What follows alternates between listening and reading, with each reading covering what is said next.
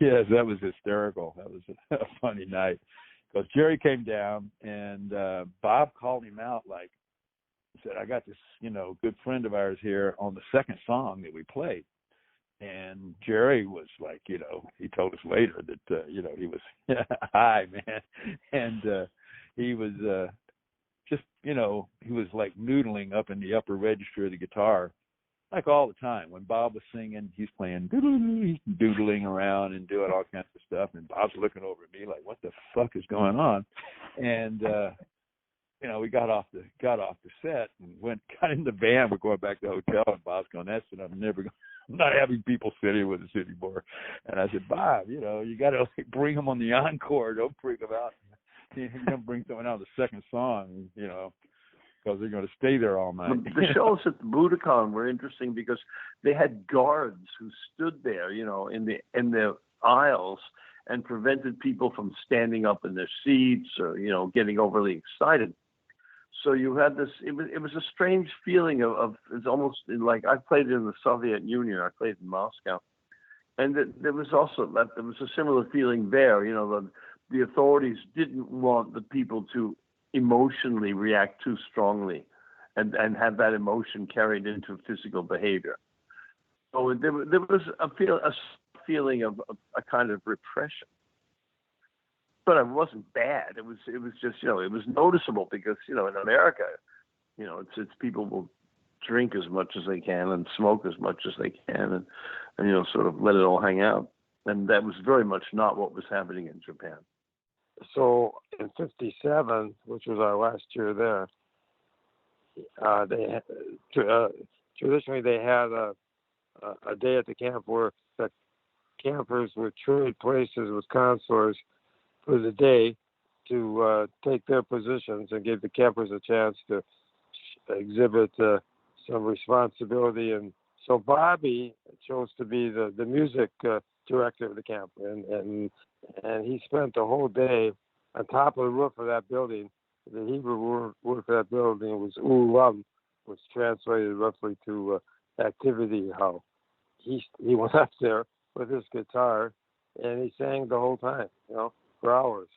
And campers and consorts would walk by and listen to him. Larry and I spent a lot of time, cheering him on and bringing him water and yelling requests. And he was the original Fiddler on the Roof. I think they loved the show, and I think they appreciated us coming. I remember Roberta Flack came out on the bus that day. Hurricane was great. We talked a bit. We spoke. He met everyone. He was in the crowd scene with us. They did have a proscenium stage, but of course it was smaller, and we didn't have the sound equipment all that we had at the halls. So it was. It was slightly less majestic. But yes, it was. We did a show, and they loved it and appreciated it, and so did we. We were there for a purpose. And, prison is no joke, right? Very serious matter. When you go to a prison, you have a feeling. I've been to a few. I've performed at La Tuna Federal Prison. I've been to Chino to visit with Joan Baez's sister, Mimi Farina, and went on a show there. And when you go to a prison, you feel it. Yeah, man, that was surreal. That I remember really well. Yeah, there's 400,000 people out there. We're on this stage. Pope's been up there all day long doing his thing, and with all these international acts performing, acrobats and magicians and I didn't even get to see most of it, but. And then we get up there to play a few songs, and so we're facing the audience, and off on stage left is the Pope's throne, and he's sitting there, and he's got his chin in his hand, and I think he must have been exhausted at the time, and so we play a couple of tunes, and there's TV cameras, and I'm on stage right, and Bob's doing, I forget what song we're doing. Maybe it was Knocking on Heaven's Door or something like that. But the TV director with his headphones on, you know, I'm standing there playing. He comes walking up to me. He says, he's a gotta go meet the Pope. He's a gotta go meet the Pope. He's looking at his watch and he's looking at me like I'm supposed to do something about this, you know. And typical Italian fashion, man. And he's you know, he's hitting his head. He's looking at his watch. He said, gotta go meet the Pope. And I'm trying to play this song, you know. So we get, the song ends, and I walked over to Bob, and I said, hey, Bob, this guy's telling me you gotta go meet the Pope. And Bob looks around like what? And then the TV director looks at him and just, you know, with hand signals, you know, he shrugs his shoulders and he points to the Pope. He says, so Bob hands his guitar to somebody and goes over and shakes the Pope's hand. The Pope gives him a rosary or something, and he comes back and we play one more tune, and then that's over. And that was an experience I never expected to have. And I mean, it was just surreal. That's all I can say about it. And Bob was insisting on doing Proud to Be an Asshole from El Paso, which probably would have had a bigger bang for the buck, I think. But then Bob had his Yamaha on his head. We doing Soul American, and I think we did something else. I mean, his performance was spotty, but it was funny as hell, actually, if you were. And most of the crowd was fervent Orthodox Jews, so they wouldn't have known if Bob were playing a ukulele, you know. Oh, it was snowing at one point. It was really cold. It was really wet, and you know, the show's so long. I mean, it went through a couple different climate changes.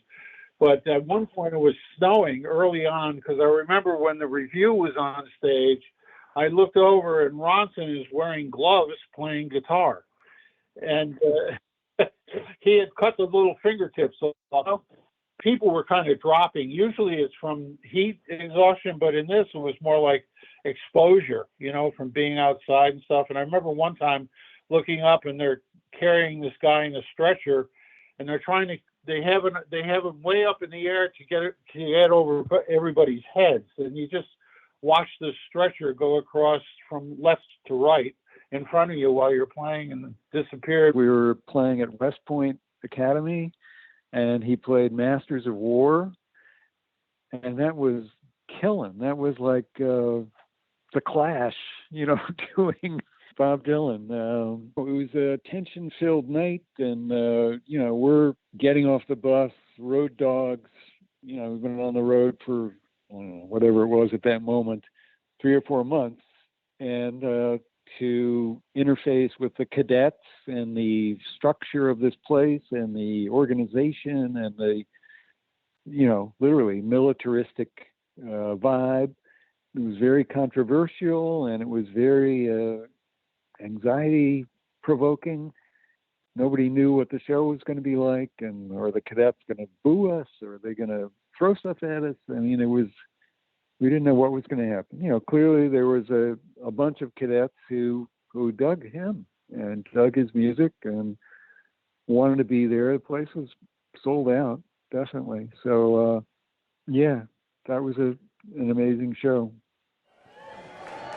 Ladies and gentlemen, please welcome the poet laureate of rock and roll, the voice of the promise of the 60s counterculture, the guy who forced folk into bed with rock, who donned makeup in the 70s and disappeared into a haze of substance abuse, who emerged to find Jesus, who was written off as a has-been by the end of the 80s, and who suddenly shifted gears, releasing some of the strongest music of his career beginning in the late 90s.